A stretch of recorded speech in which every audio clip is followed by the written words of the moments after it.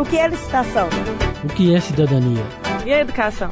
E a saúde pública? Como se organiza os transportes? A Rádio FOP Educativa apresenta o FOP Entrevista, com a mediação do professor Antônio Marcelo Jackson.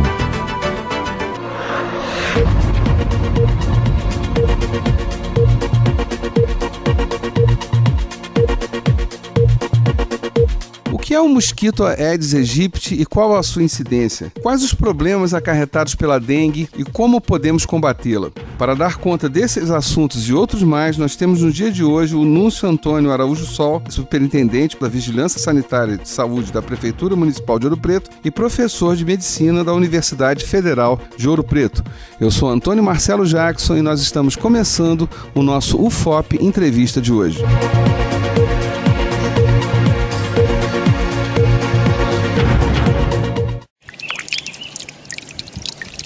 Acúmulo de água em pneus, garrafas, latas e vasos de flores serve de criadouro para o mosquito Aedes aegypti. O barulho incomoda? Imagine as doenças transmitidas: chikungunya, zika vírus e dengue. Em 2015, mais de 1 milhão de pessoas foram infectadas no Brasil. Você vai querer ser o próximo? Uma campanha Universidade Federal de Ouro Preto.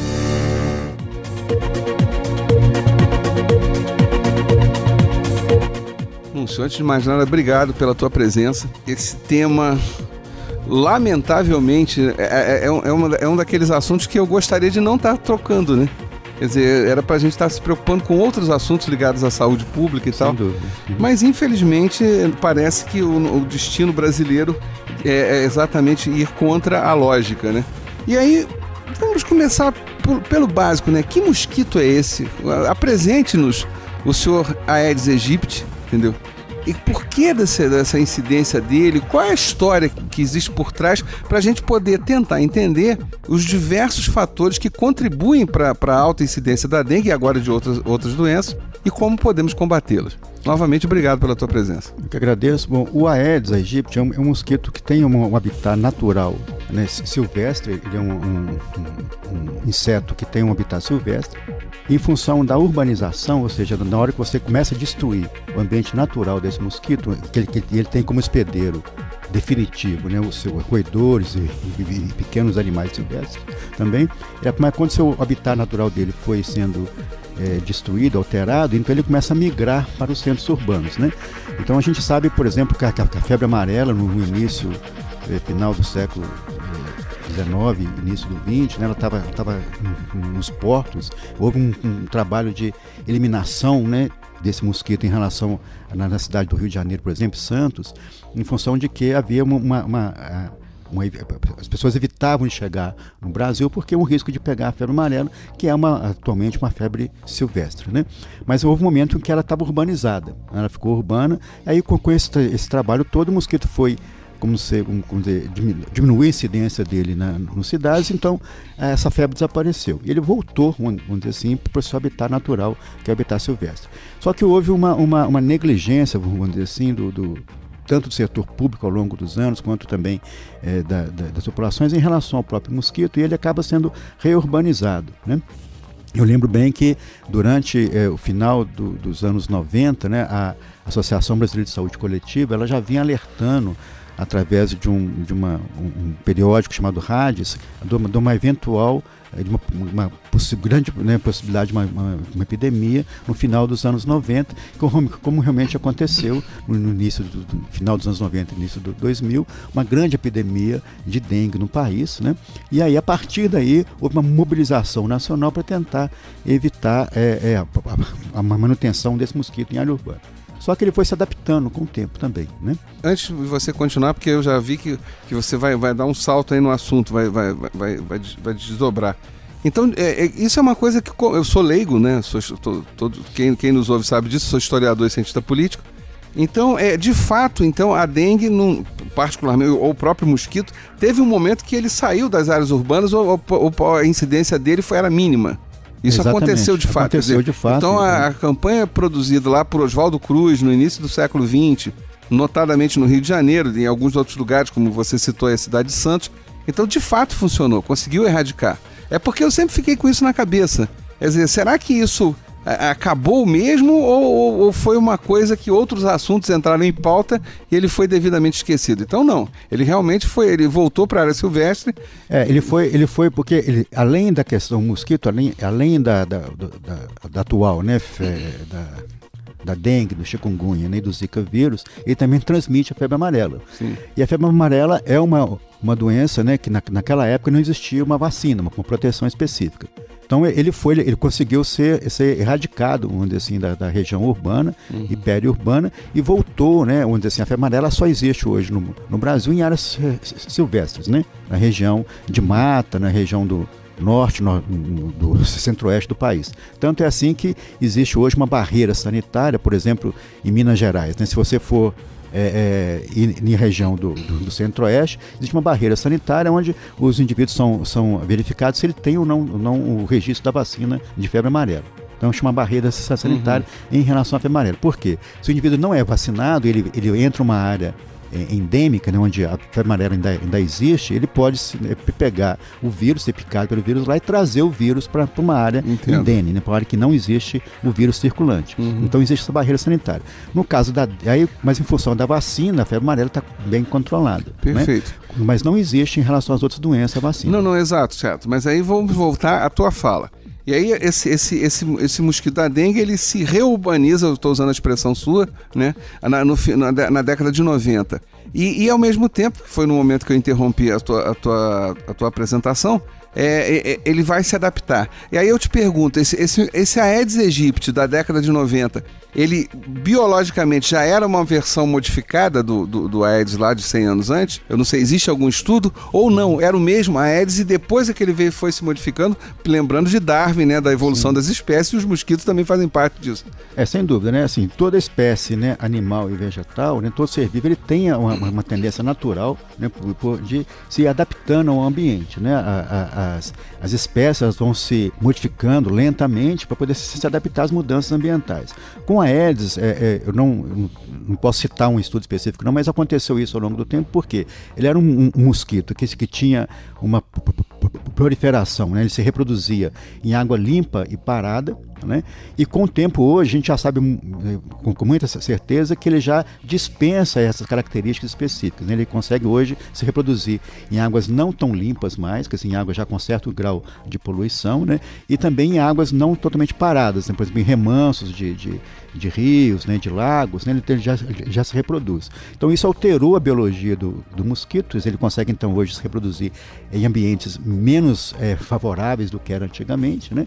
E isso então fez com que aumentasse a população desse mosquito, inclusive nas áreas urbanas e periurbanas, né? Eu te perguntei isso porque, na medida em que ele altera o seu metabolismo, também sua biologia, seu modo operante e seu modo de ser, é claro que para combatê-lo, o combate também tem que mudar, né? Exatamente. Por isso que porque eu me lembro que você falou, quando veio o assunto, eu sou carioca, né? Quando veio o assunto no final dos anos 80, início dos anos 90, da dengue, as pessoas falando isso, da água parada, da água limpa, né? Exato. E aí hoje em dia eu vejo todas as campanhas já falando de outras coisas. Eu falo, aconteceu algo aí nesse meio tempo. Então, é interessante as pessoas se darem conta disso, porque, de novo, primeiro, conforme você lembrou, foi uma doença que ficou erradicada, pelo menos grosso modo, ao longo de muitas décadas das áreas urbanas. Então as pessoas se desacostumaram a pensar nela, né? Em segundo lugar, quando começam as campanhas, né, contra a dengue nos anos 90, foi um discurso insistente em relação à água limpa, né? Exato. Então todos se preocupavam com isso. Como há, lamentavelmente, uma tradição brasileira de pouco se preocupar com a poluição, aí é que entra, ou seja, eu diria que uma amarga ironia, né? Então podíamos deixar nossas águas poluídas sem problema, porque ali o mosquito da dengue não vai atuar, e nos preocupávamos com a pouca água limpa. Então, e no final deu tudo errado, porque o mosquito evoluiu, né? Como todas as espécies evoluem, se adaptam ao meio ambiente e acabou se proliferando também nas águas, já com algum grau de poluição, conforme você disse. Mas enfim, eu só interrompi para isso, para explicar essa minha pergunta. Por que essa evolução é importante? Porque a forma de combater também muda. Exatamente, não só em relação à questão do habitat natural do mosquito, mas também com relação aos produtos, né, químicos que são usados para poder eliminar a larva ou eliminar o mosquito adulto, né? Então os larvicidas, né, e os inseticidas, eles estão sendo mudados, eles vêm sendo necessariamente têm que ser mudados ao longo do tempo, porque o mosquito adquire resistência ao produto, né? Não só na fase larvária, como também na fase adulta. E isso cria um problema cada vez maior, porque você tem obrigatoriamente que usar produtos químicos cada vez de maior grau de toxicidade, né? E aí acaba complicando, né? Existem relações, estudos ainda, né, em andamento sobre o grau de toxicidade determinado por produto, quando é usado em longo tempo, por longo período, sobre, inclusive, as pessoas, né? Sobre os humanos. Não, é verdade o que você está falando. Eu me lembro que, quando a gente estuda história, né, pensa lá nos combates de Oswaldo Cruz, eu acho que eles borrifavam petróleo ou alguma coisa a partir do petróleo nas águas paradas para que o mosquito, a larva, não se desenvolvesse, né? E hoje em dia seria o Ibama daria um pulo gigantesco. Né? Agora, eu queria insistir um pouco na questão dessa mutação do Aedes aegypti, né, para se reproduzir em águas não tão limpas. Essa nossa falha crônica, e aí é uma falha que diz respeito aos órgãos públicos, mas também diz respeito à população como um todo, em relação a não nos preocuparmos com a poluição. Quer dizer, isso, por tabela, contribuiu muito, então, para esse novo surto de dengue e agora essas outras doenças, já que o Aedes ele se modificou? Sem dúvida alguma, né? Assim, a gente tem que partir do princípio que o saneamento básico, né, como o nome diz, é uma coisa básica, ou seja, deveria ser feito rotineiramente, dioturnamente, deveria ser uma prioridade do setor público, né, e também uma prioridade das populações, né, dos indivíduos individualmente. Então, a gente sabe muito bem hoje que em várias cidades, por exemplo, já existe multa para quem joga lixo no chão, né? Então, assim, uma coisa básica, você sempre aprendeu, né, deveria ter pelo menos assimilado, quando os pais falam que lixo se joga no lixo, e isso não acontece no dia a dia que a gente vê. Então, esse tipo de situação, por exemplo, uma tampa de refrigerante ou um pedaço de plástico que é jogado no chão, ele acumula água, é suficiente para você a reprodução do mosquito. Ou qualquer outra situação, por exemplo, hoje, né, o cara descarta, por exemplo, um refil desses de material papelão. Às vezes, como tem plastificado, ele dura um pouco mais, então é o suficiente para poder acumular água durante 5 a 7 dias, que é o tempo que o mosquito dá ovo até sair o inseto adulto. Então, assim, em 7 dias, às vezes, uma semana, é suficiente para você ter a reprodução do mosquito, quer dizer, cumprir todo o ciclo natural de vida dele, né, do ovo à fase adulta. E aí, acontece que as pessoas não se dão conta desse tipo de situação. Então, lixo acumulado, por exemplo, você tem um saco de lixo, né, comum, que está lá fechado, mas você coloca ele no ambiente, né? Choveu, o próprio saco de lixo vai acumular água. Então, se demora mais de uma semana para esse lixo ser recolhido, né? Esse lixo vai poder, esse saco de lixo, esse acúmulo de água pode levar à produção do mosquito. Se você tem um lixão aberto, né, não fechado, os lixões, tem saco de lixo plástico. Então, em cima desse saco de lixo plástico pode acumular água. Então, essa situação do saneamento básico é fundamental, né? E a educação sanitária, que a gente chama de educação em relação a essa situação, é fundamental para que a gente consiga fazer com que esse mosquito volte ao seu habitat natural, saia da região urbana, pelo menos, né? Para a gente conseguir ter um controle maior da população, né? E também das doenças que são transmitidas por ele. Sem dúvida alguma. Agora, Núncio, e a respeito dessas outras doenças, quer dizer, ainda pensando não vou entrar na discussão agora desses novos surtos, mas eu estou pensando no caso da Zika, do chikungunya. Essas doenças foram detectadas há 100 anos atrás, quando houve combate, ou naquele momento era só a dengue e a febre amarela mesmo, que é o Aedes aegypti, já que ele é o mesmo transmissor? Sim, A princípio, sim. A princípio, esses vírus não circulavam no Brasil. A gente tinha a febre amarela, depois a dengue. E o que se parece que aconteceu é que o chikungunya e o Zika, eles são mais recentes, né? Aparentemente vieram da África também. onde ele lá também, né, um vírus que circula basicamente silvestre, não circula entre humanos, mas por eventuais pessoas que vão fazendo esse safari, esse tipo de situação, acaba importando esse vírus para outros lugares. Então no Brasil, aparentemente, ele chegou no início, né, desse século agora, né? No século XXI, e aí ele vem se espalhando, né, ao pouco, até que se torne uma epidemia. É importante lembrar que, vamos citar o exemplo do caso do dengue, por exemplo, que a gente está mais conhecido, né? O Zika ainda é um vírus que a gente conhece pouco aqui. Mas no dengue, por exemplo, nós temos 4 sorotipos, quer dizer, 4 tipos diferentes de vírus, e não existe imunidade específica. Então, uma característica das epidemias, mesmo quando você tem, por exemplo, antigamente, você tinha o vírus do sarampo, né? Aí você tem um período onde várias pessoas adoecem, aí você passa no caso do sarampo eram 2 anos, quer dizer, no primeiro ano adoece, no ano 0 adoece muita gente, no ano 1 você tem pouca gente adoecida, no ano 2 pouca gente, no terceiro ano você tem um outro pico. Por quê? Os números de susceptíveis adoeceram no ano 0, então você tem mesmo que haja o vírus circulante, ele não tem pessoas para quem ele possa contaminar. Entendi. Aí as pessoas vão nascendo ao longo do tempo e depois contaminam de novo. No caso do dengue, isso acontece porque você tem 4 sorotipos diferentes. Então você pode... E aí tem outra situação, né, que a gente também tem que pensar.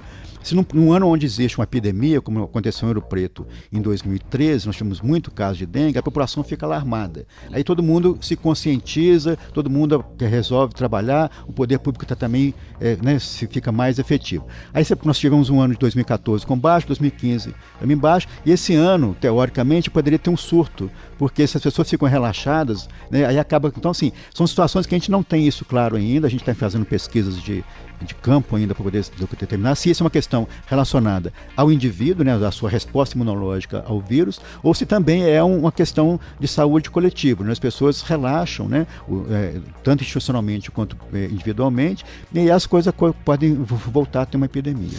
Mas aí eu só queria abrir um parêntese rápido na sua fala, porque aí é uma área que eu entendo bem, que diz respeito à política, que é o seguinte: o nosso ouvinte tem que acordar para isso.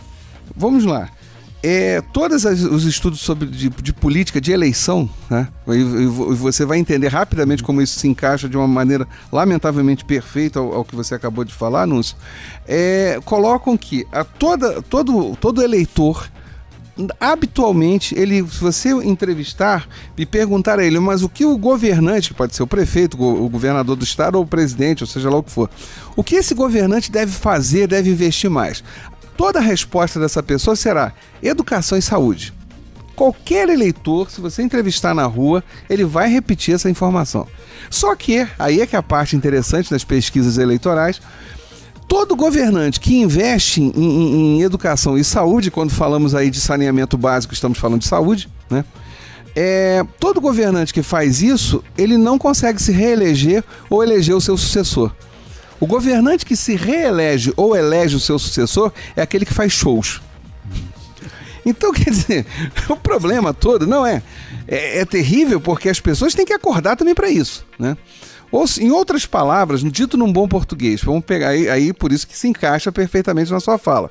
Se em 2013 nós tivemos um surto de dengue em Ouro Preto, e aí naquele momento foi uma coisa de escândalo, né? Escândalo público mesmo, então naquele momento o discurso e a ação, por um mero acaso, caminharam juntas. Então eu tinha um discurso que falava em saúde e tinha uma prática que de fato se preocupava com a saúde pública. Mas por quê? Porque virou um escândalo. Na medida em que, aí vamos à tua fala de novo, esse escândalo desaparece, voltamos à estaca zero. Então, ou seja, eu como cidadão não me preocupo com a limpeza pública, jogo o lixo no chão, faço o que eu quiser, porque afinal de contas isso não é problema meu, e também não cobro do governante isso, porque eu estou interessado no show. Então, quer dizer, isso é lamentável, né? Quer dizer, então é como se, para eu devolver a palavra a você, parece que nós precisamos viver o quê? Anualmente epidemias? Para que as pessoas sistematicamente se preocupem com isso? É uma pena, né? Infelizmente, né, são situações drásticas mesmo, porque a gente ouve muito falar, porque saneamento não dá dinheiro porque fica debaixo da terra, né? A obra é debaixo da terra, então não aparece, né? A educação, ela demora não é de um governo para o outro que você vai ter resultado quando você muda a política de educação. Você vai demorar aí 8, 10 anos para poder ter resultado de uma política. Então isso, em geral, não interessa, né, aos governos. O problema de saúde coletiva ou de saúde pública é que você tem que ter políticas, né, de Estado e não de governo, né? Assim, um governo para o outro, você não consegue ter resultados. Você teria que ter política de Estado, onde você definisse, né, que ao longo de 15, 20 anos você teria essas ações sendo cumpridas independente de que o governo estivesse no poder naquele momento. Sem dúvida alguma.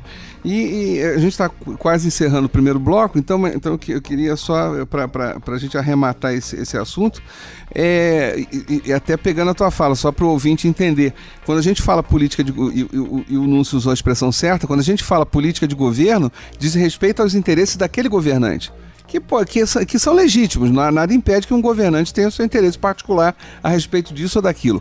E quando a gente fala de política de Estado, é aquilo que independe de quem esteja no governo, o poder público vai ter que realizar. Que é isso que o Núncio, meu caro ouvinte, está falando aqui. Quer dizer, se independentemente de quem esteja na prefeitura, falando no interesse local aqui, esse combate à dengue, não só o combate à dengue, mas vamos falar em larga escala, a preocupação com saneamento básico existir, então nós não vamos ter diversos problemas de saúde.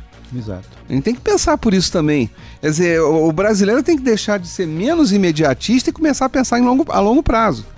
Né? Quer dizer, se eu combato, se eu pratico um saneamento básico agora, eu evito uma série de doenças. Exatamente. É fato, né? Isso é fato. Quer dizer, então não há como a gente não vincular uma coisa à outra. A não ser, é claro, que a pessoa diga assim, não, mas olha, eu tenho o corpo fechado e jamais pegarei sequer uma gripe. Bom, eu acho que isso aí, nem mesmo os adeptos das religiões que falam isso vão afirmar uma coisa dessa. Então, de qualquer maneira, enfim, a gente tem que começar a pensar... Mesmo que ele tenha o corpo fechado, o vizinho não tem, né? O vizinho não tem, tem que pensar nisso também. O marido ou a esposa não tem, os filhos não têm, então, quer dizer, a mãe não tem, o pai, então não é por aí, quer dizer, nós temos que preocupar bastante com isso. Bom, a gente vai fazer um intervalo agora do nosso FOP Entrevista de hoje com o Núncio Antônio Araújo Sol, que é superintendente da Vigilância de Saúde da Prefeitura de Ouro Preto e professor aqui da UFOP. Eu sou Antônio Marcelo Jackson e o nosso programa tem a produção da Gabriela Pinheiro e Danilo Lonato, a sonoplastia do Cimei Gonderim e a apresentação é minha, Antônio Marcelo Jackson. A gente vai fazer um intervalo rapidinho, daqui a pouco a gente está de volta com o FOP Entrevista sobre o Aedes aegypti, a dengue e demais doenças. É rapidinho, gente.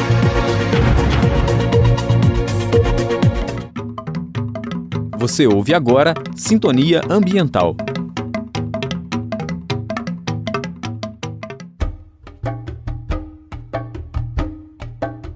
Caros ouvintes, sejam bem-vindos a mais um Sintonia Ambiental, o programa que te deixa por dentro das questões do meio ambiente. Hoje nós vamos falar de um tema que parece pequeno e inofensivo, mas que causa grandes problemas para a população, que é o Aedes aegypti e as suas doenças. Você acha que já conhece tudo sobre a doença? Então fique ligado no nosso programa e aprenda um pouco mais sobre esse assunto importante.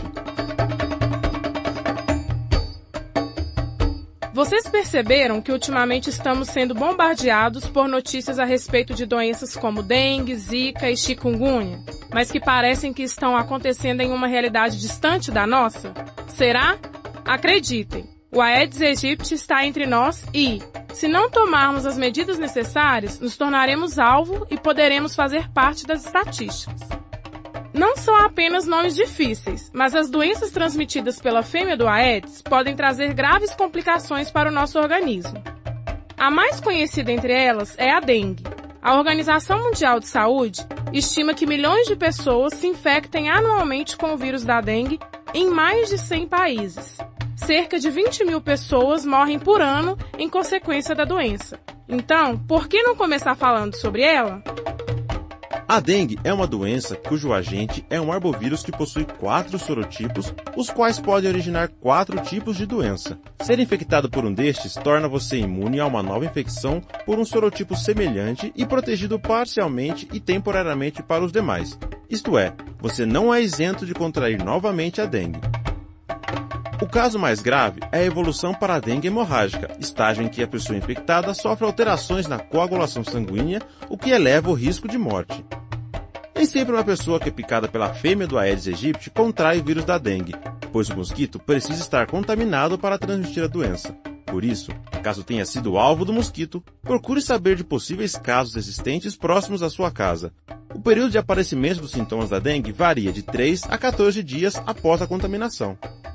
Os sintomas da dengue clássica podem durar entre 5 a 7 dias, sendo os principais febre alta, dor de cabeça e atrás dos olhos, manchas vermelhas pelo corpo, perda de apetite e paladar, náuseas e vômitos, cansaço, dores nas articulações e dor abdominal.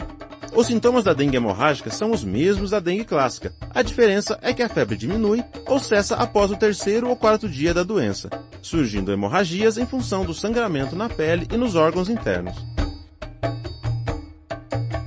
Não existe tratamento para o vírus da dengue, de modo que os cuidados giram em torno dos sintomas, sendo muito importante a hidratação do corpo, bebendo muita água. Se você suspeita que está com dengue, evite a automedicação e vá direto ao hospital. Lá, os médicos farão o diagnóstico correto. Em virtude das alterações climáticas e da facilidade de circulação de pessoas infectadas ou em período de incubação, a proliferação da doença acontece cada vez mais rapidamente. Os primeiros casos de chikungunya no Brasil ocorreram logo após a Copa do Mundo. Do mesmo modo, especula-se que o Zika vírus tenha sido introduzido aqui no mesmo período. O Zika provoca febre, acompanhada por discreta ocorrência de outros sintomas gerais, tais como dores de cabeça, manchas vermelhas, mal-estar e dores articulares. Os casos mais complicados foram registrados na Polinésia e aqui no Brasil, afetando o sistema nervoso central. Dentro do grupo de risco estão as mulheres grávidas, com ligação aos casos de microcefalia, uma condição neurológica identificada em geral na fase de gestação. Em outubro de 2015, o Ministério da Saúde alertou sobre o número elevado de nascimentos de bebês com tamanho reduzido do cérebro na região do Nordeste do Brasil. Para encerrar a cota de doenças no nosso grande vilão, vamos falar agora sobre a chikungunya. Os sintomas dessa doença são semelhantes aos da dengue e zika, diferenciando-se apenas pelo ataque nas articulações. O vírus avança nas juntas dos pacientes e causa inflamações com fortes dores, acompanhadas de inchaço, vermelhidão e calor local. A doença é pouco letal. O paciente tem dificuldade de movimentos e locomoção por causa das articulações inflamadas e doloridas. Uma vez picado pelo Aedes, demora de 2 a 12 dias para a febre chikungunya se manifestar, sendo mais comum um período de 5 a 6 dias. Como para a dengue, não há um tratamento específico para a febre chikungunya, sendo importante manter-se hidratado e procurar apoio médico, além de evitar a ingestão de aspirina. Em Ouro Preto, segundo dados da Vigilância Epidemiológica, até fevereiro de 2016 foram registrados 15 notificações, sendo 2 casos positivos e importados, ou seja, não originados na cidade. 1 positivo, 9 negativos e 3 aguardam resultado. Na cidade de Mariana, a Secretaria Municipal de Saúde já relatou 17 casos suspeitos de dengue, dentre eles 5 confirmados e 3 aguardando o resultado dos exames, enquanto os demais não foram confirmados. Portanto, a dengue está perigosamente entre nós. O mais importante neste momento é ressaltar que a doença não tem como se alastrar se o mosquito não estiver presente em sua casa e redondezas. Portanto, atente-se para a existência da água parada em sua casa e nos arredores. Temos que acabar imediatamente com os criadouros, mantendo os terrenos e casa sempre muito limpos. Também é importante o uso de repelentes e telas sobre as janelas para evitar a entrada dos mosquitos nas residências. Para saber mais informações a respeito dos locais que podem servir de criadouro para as larvas do Aedes aegypti, fique ligado no próximo Sintonia Ambiental. A luta contra esse vilão voador aparentemente inofensivo apenas começou e não devemos deixar para o vizinho e autoridades municipais essa tarefa. Todos no combate contra o mosquito da dengue, essa é a nossa constante missão.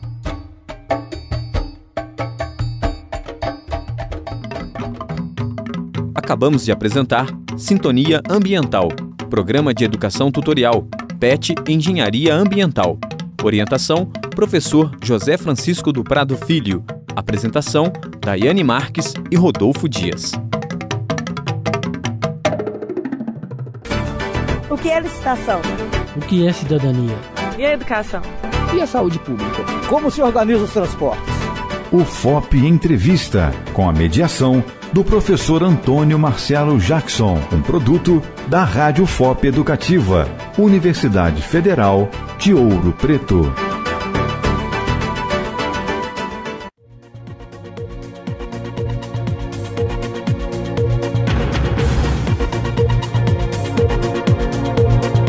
Olá a todos, estamos de volta com o nosso FOP Entrevista de hoje com o Núncio Antônio Araújo Sol, que é professor, e eu faço uma correção, do curso de Educação Física da Universidade Federal de Ouro Preto e é superintendente aqui de Vigilância e Saúde na Prefeitura do município de Ouro Preto.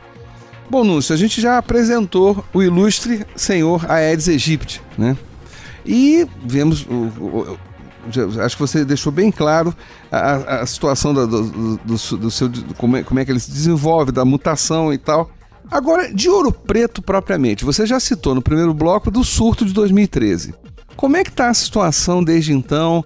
Quais as ações? O que aconteceu em 2013?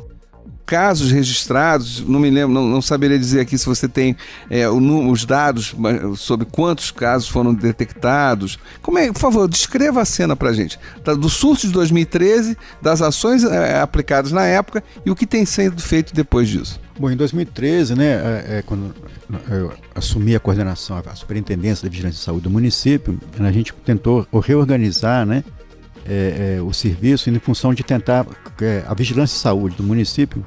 Ela começou, por uma questão até por uma questão nacional, por um decreto nacional, uma legislação própria, ela começou a englobar, né, a vigilância epidemiológica, a vigilância sanitária, a vigilância em saúde do trabalhador e a vigilância ambiental. Então, a ideia, né, que eu propus ao grupo que já estava trabalhando é da gente fazer tentar criar uma lógica de funcionamento integrado entre as vigilâncias, né, para poder evitar que a gente fizesse duplicidade de trabalho e as ações fossem mais efetivas, né?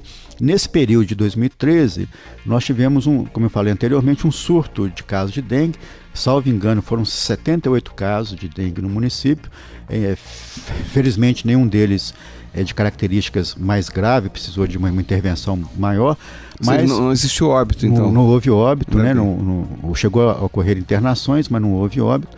E aí a gente tomou para a providência de tentar atuar de maneira mais coordenada entre as vigilâncias e ter ações para que essas ações fossem mais efetivas. Em 2014, a incidência caiu para em torno de 15 casos, né? Houve, inclusive, nesse ano de 2014, né? Uma mudança importante na estruturação do serviço. E em 2015 essa incidência caiu um pouco mais, se não me engano 9 casos, e houve, nesse momento, em 2015, houve até uma suspeita, ocorreu um boato, realmente uma situação que ocorreu, de um paciente que teria falecido por causa de dengue hemorrágica, né?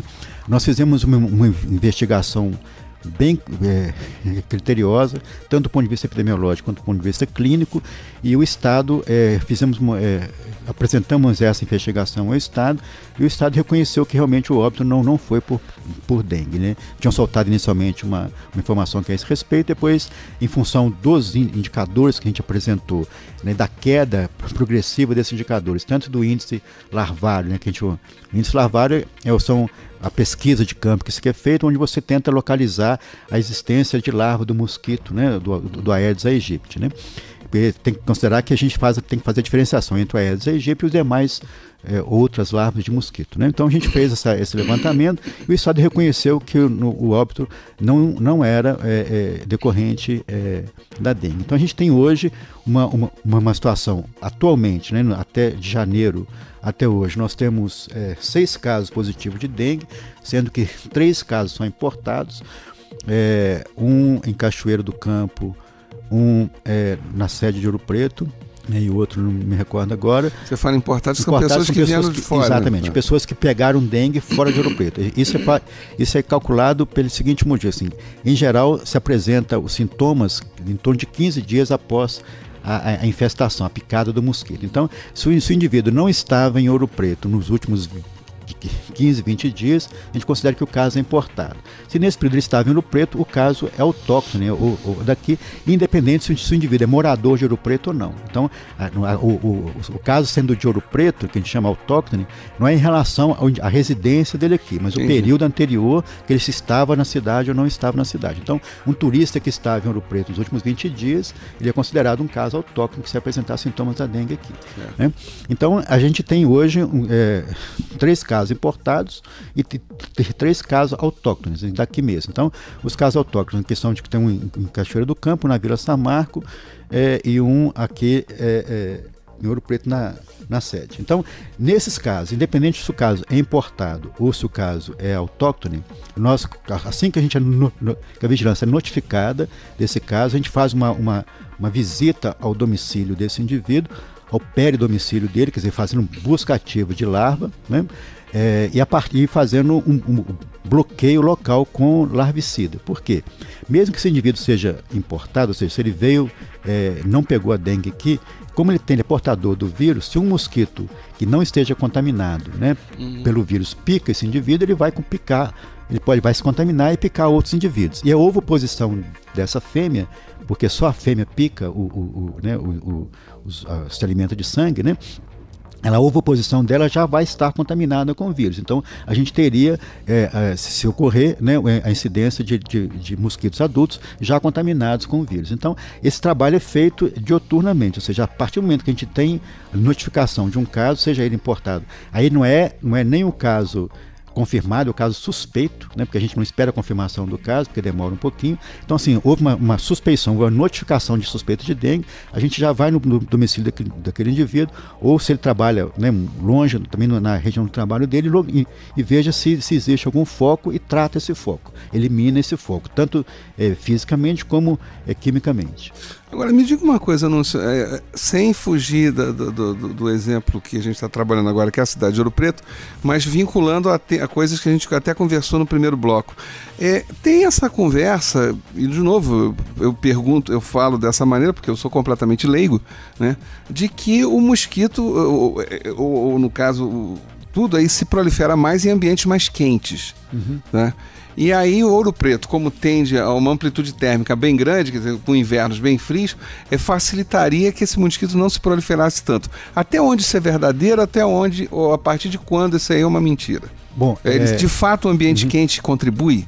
Contribui, né? Assim, o ambiente, quanto maior a temperatura ideal para o mosquito, né? Ele tem um ciclo de vida dele, um ciclo entre o ovo, né, e a fase adulta, ele diminui um pouco. Então, ou seja, em vez de 10 dias, ele pode cair para 7 dias ou até 5 dias, no período ideal. Então, a gente poderia ter, por exemplo, em condições ideais, né, o dobro, né, quer dizer, de velocidade em relação ao período entre a ovoposição, né, entre da fase de ovo à fase adulta, que seriam 5 dias. É o mínimo que ele precisa poder se tornar adulto. Isso influencia diretamente, né, na população dos vetores, na população do mosquito, né, no aumento de mosquito. Em Ouro Preto, quando eu assumi aqui, eu tenho uma formação, eu sou mestre em epidemiologia também, então a gente acaba tendo esses pensamentos mais específicos, né? Então nós fizemos uma comparação de dados, né, da Grande BH, a gente é afiliado hoje à regional de BH, né? Então eu peguei dados de BH de 2012, 2013, né? E comparei com os dados de Ouro Preto, né, em 2012 e 2013. E o gráfico mostrou que a incidência de notificações de caso, a semana, chama de semana epidemiológica, né, em BH foi da 8ª até a 19ª, salvo engano. Em Ouro Preto foi da 10ª à 17ª. Ou seja, o período, né, foi basicamente o mesmo período, né? A diferença um pouquinho, quer dizer, esquentou um pouquinho mais rápido, mais cedo em BH, e esfriou um pouquinho mais tarde, uma semana de diferença entre os dois dados. Isso é irrelevante em relação à temperatura de Ouro Preto, é diferente dos demais. Não foi o que aconteceu, isso é estatístico, com dados oficiais, né, do governo, né?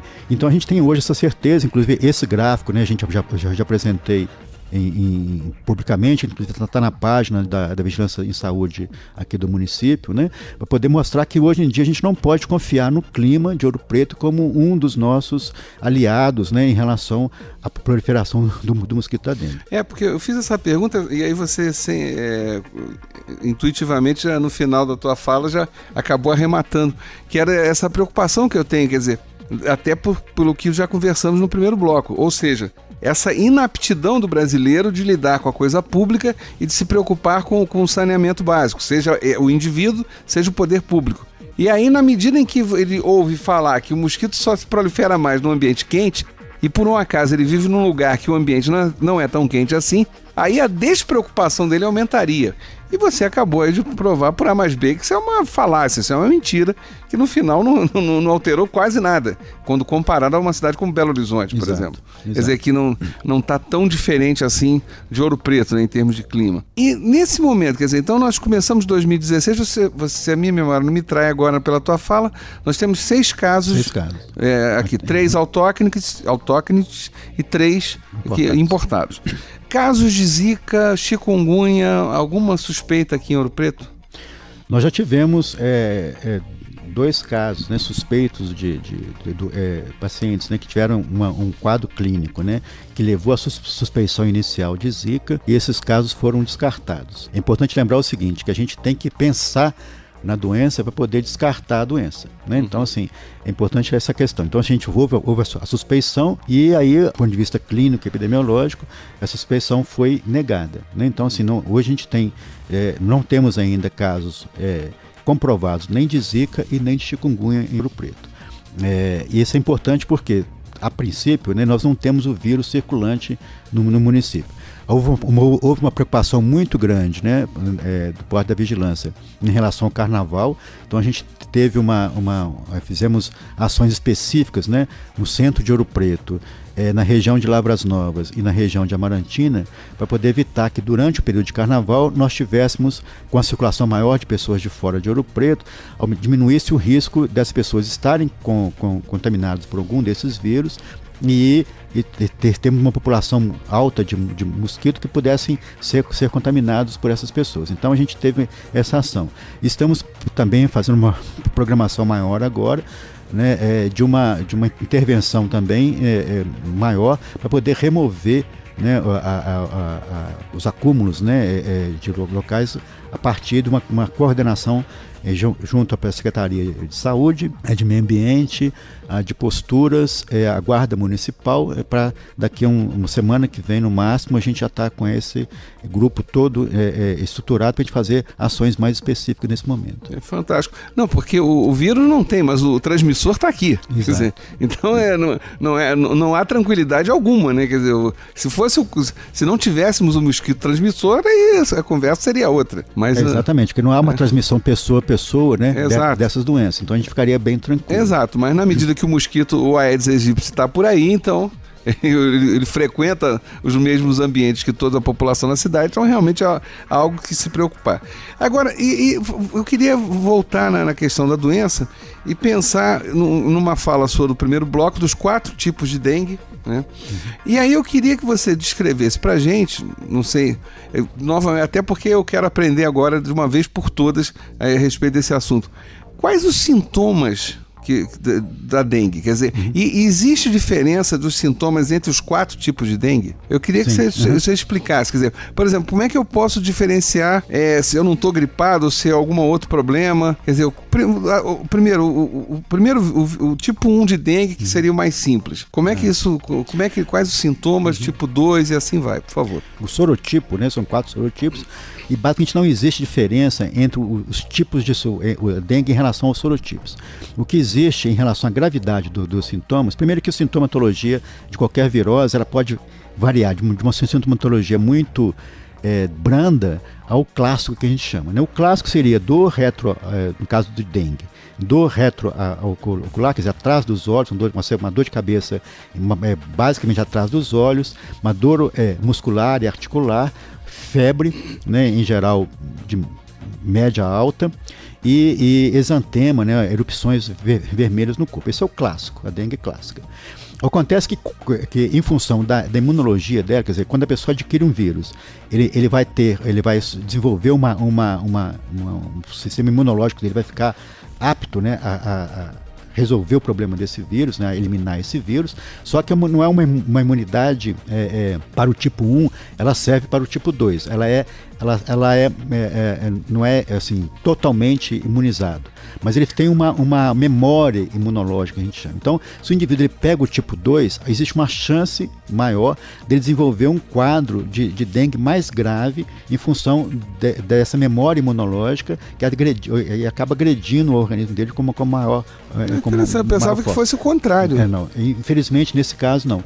Por isso que a demora da vacina é muito grande, porque você teria a necessidade de ter uma vacina que pegue os 4 sorotipos ao mesmo tempo. Entendi. Porque se você vai vacina contra o tipo 1, você vai piorar se o indivíduo pegar o tipo 2 e o tipo 3. Então, essa é uma situação importante. Uma das questões, né, entrando um pouquinho na questão do Zika, é que né, estudos, né, tem hipóteses que estão sendo levantadas, é que a gravidade, vamos dizer assim, do Zika vírus na epidemia atual no Brasil, essa possível questões, né, relacionadas a questões neurológicas, né, e tudo mais, é que ele teria uma imunidade cruzada com o dengue. Então, a pessoa pegaria dengue, ou já pegou dengue, aí quando pega o Zika, ele pioraria o quadro. Por isso que teria uma diferença da epidemia no que aconteceu na África, né, ou em outros países, do que está acontecendo no Brasil hoje. Né, ele está sendo sobreposta, né? É uma questão ainda que está em estudo, mas existe essa possibilidade. E então, a grande questão que se coloca é isso hoje, quer dizer, uma dificuldade muito grande, porque a pessoa ele pode ter uma sintomatologia muito branda e achar que é uma gripe, um resfriado, e ter tido dengue, só que sem uma manifestação clássica, sem exantema, ou sem né, só com uma dor normal, entre aspas, assim, né, comum de qualquer outro estado gripal. E isso complica o diagnóstico, né, e complica também a forma de combate, né. Então você pode ter, por exemplo, mesmo em caso do Zika, né, ou do chikungunya, uma clínica muito branda, e a pessoa ter tido contato com o vírus e ter uma clínica que não aparenta ser Zika, aparenta ser chikungunya, aparenta ser dengue. Não, e é interessante que você está falando aí, porque reza a cultura popular, quando você pega uma doença, diz a cultura popular que se aquele vírus voltar, você criou anticorpos. E no caso da dengue é exatamente o contrário, né?